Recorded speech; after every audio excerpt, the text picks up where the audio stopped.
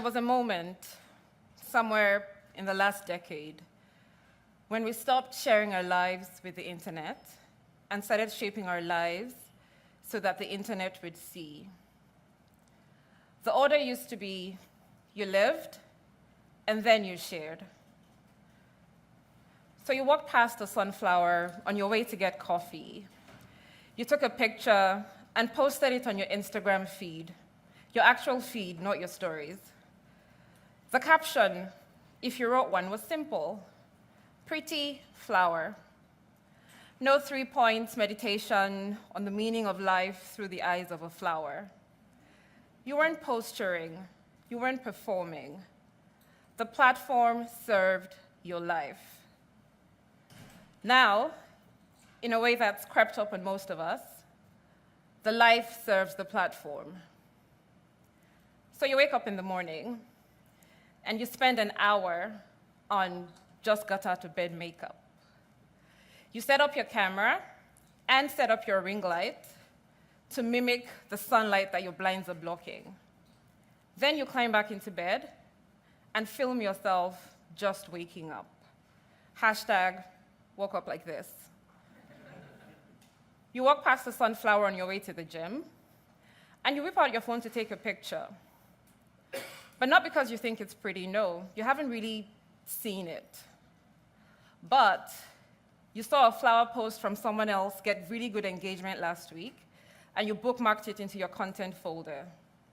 So now you take the picture, and you throw it into an AI tool with the prompt, write me a caption in line with my personal brand that would drive engagement. Make it emotional. And this state of being isn't confined to just the camera. So you walk into a new restaurant for the first time, and a quiet part of your brain is already going, will this make a good story? You learn something new, and your first thought is, will this post well? You take a walk, and the walk itself starts to feel incomplete until you've documented it for your online audience. Performance has moved inside. I spent the past year studying this, what I call content culture.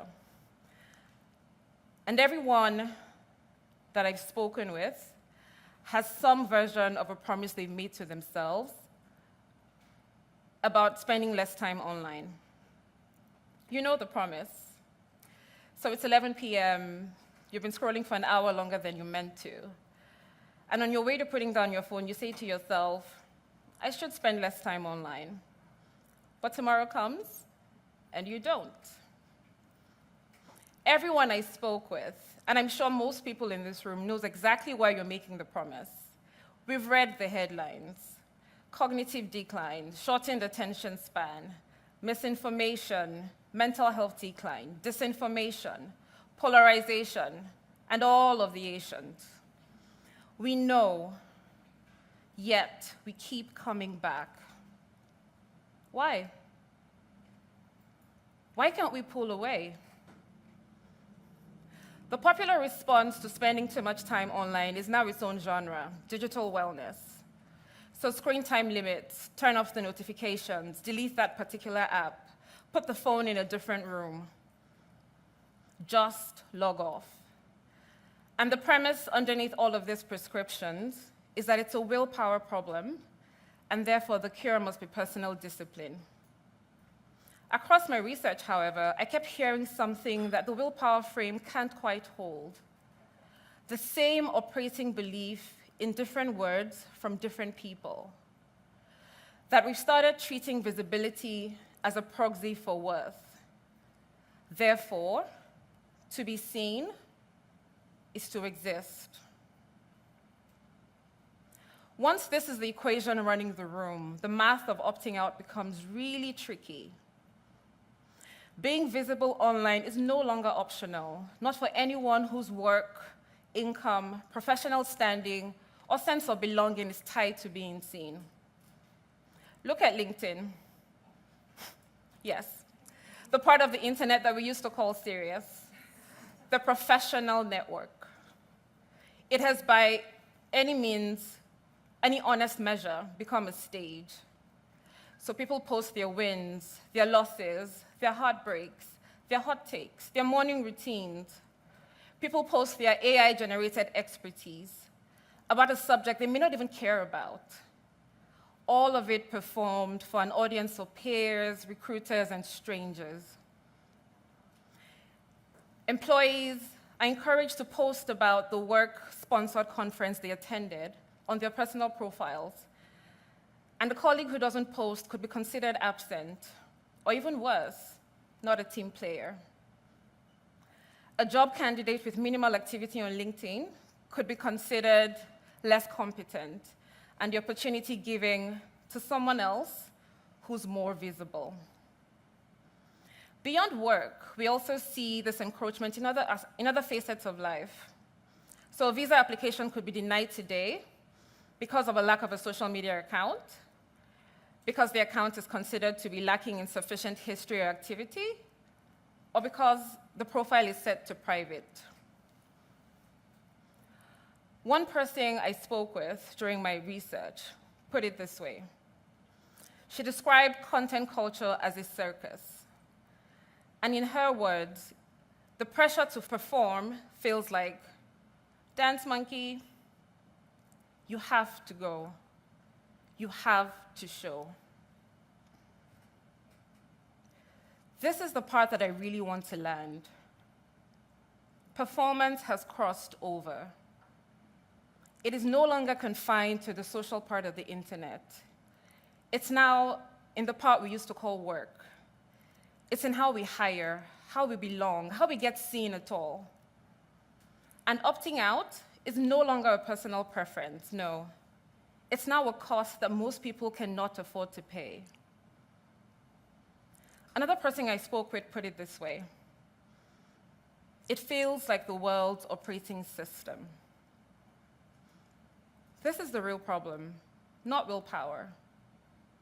That the medium in which we work, live, and belong has quietly become a stage, and stepping off it has a price tag.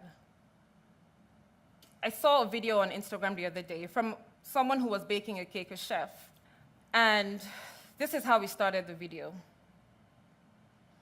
Welcome to episode 1 of Baking Against My Will. I don't enjoy it, but the algorithm does. So let's begin. This is what makes the equation really dangerous. That the decision about what gets seen, and therefore what gets to belong, isn't even ours. You can't just post what you want, when you want, how you want to know. The people you care about reaching out are unlikely to see it.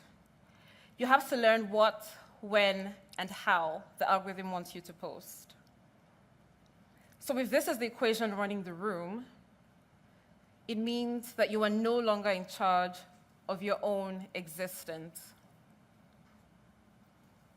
So how do we fix this? How do we gain back control of our existence? And whose job is it to fix anyway? If you ask a user, they'll tell you, it's the platforms. They build the algorithms. They should change the rules. They profit from engagement. If you ask a platform owner, the answer reverses. Users have agency. The settings are right there. We're just a platform. If you ask the government, they're often waiting for platforms to self-regulate or for users to push back hard enough to force change. Each actor in the system points to the other. And somewhere inside that loop, the action that everyone keeps talking about never quite materializes. This is what happens when responsibility gets diffused. The same people who can tell you exactly what's wrong with the system go back and contribute to the system that same evening. Not because they don't care, no, but because nobody inside the loop ever feels like the person whose job it is to act. Diffusion is a trap. And as long as everyone is waiting for someone else to move, nobody moves. So, what do I want you to do with all of this? What can you do with all of this? I'll tell you the one thing that I think can break the loop. Diffusion stops being a trap the moment one person in the system decides that they are the person whose job it is to act. Not act on the entire system, no, just on their slice of it. And action looks different depending on where in the system you are. For me, action was spending the past year of my life on this project, this talk.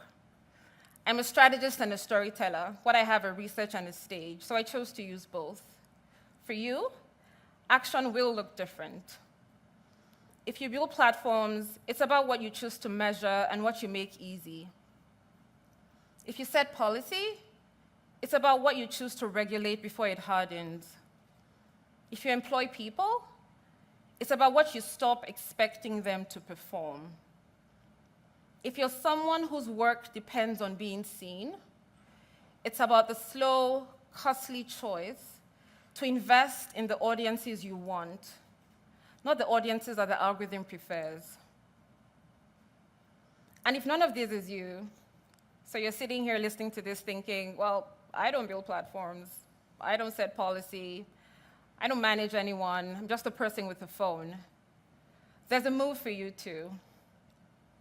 Pick one space, one relationship, one platform, one corner of your professional life where opting out is a cost that you can afford. Stop performing there.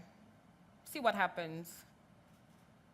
The promise you keep making to yourself and breaking, it's not a personal failing. The system was designed to make it hard to keep. The way out isn't to keep making the promise alone, but to notice. And the moment you notice, to determine that the person whose job it is to act is you, in your slice, starting today. Thank you for listening.